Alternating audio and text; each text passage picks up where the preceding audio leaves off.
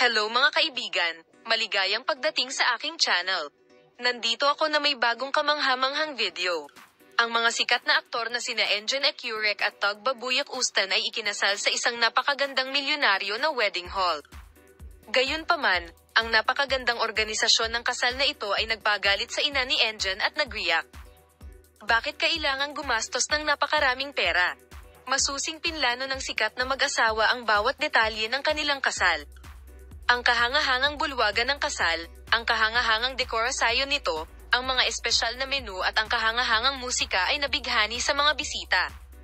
Malaki rin ang naging epekto ng kasal sa mga social network. Nakakuha ito ng malaking atensyon mula sa mga tagasunod. Si Engin Ecurek at Tug Babuyak Ustan ay kilala bilang isa sa mga pinakamahal at kilalang mag-asawa sa Turkey. Habang ang pag-iibigan ng mag-asawa ay sinundan ng interes ng kanilang mga tagahanga, ang kanilang kasal ay sabik ding anabangan. Ang mag-asawa, na hindi makamit ang gayong mga inaasahan, ay naglaan ng malaking budget upang ayusin ang kasal. Gayunpaman, nabigla ang ina ni Engin sa mga gastos na ito.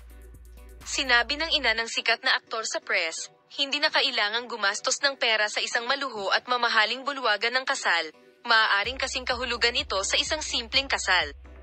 Ang kasal ni na Engin at Tugba, na ginanap sa isang marangyang hotel, ay puno ng mga sikat na pangalan mula sa lahat sa buong mundo, at kabilang sa mga panauhin ang mga kilalang pangalan sa mundo ng negosyo.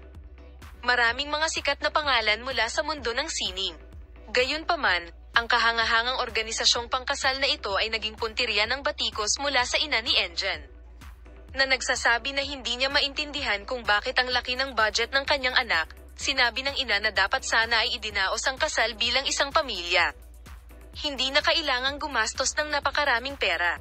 Engin and Tugba's the wedding attracted great attention from the media and fans. However, sampinuna ng mga lupon ang organisasyon ng kasal dahil sa pagiging mahal at labis na marangya. Bagamat ang kasal ay kahanga-hanga, ang paggasta ng ganoon kataas na budget ay nagdulot ng higit pang kontrobersya. Ang mga kasal ng mga kilalang tao ay hindi lamang tungkol sa kaligayahan at sigasig, kundi pati na rin tungkol sa dinamika ng pamilya. Kahit na si Engin at nagpakasal si Tugba ng may matinding pagmamahal, kung minsan ang mga hindi pagkakasundo ng pamilya ay hindi maiiwasan. Salamat sa lahat ng nanonood ng aking video. Magkita-kita tayo sa mga bagong video.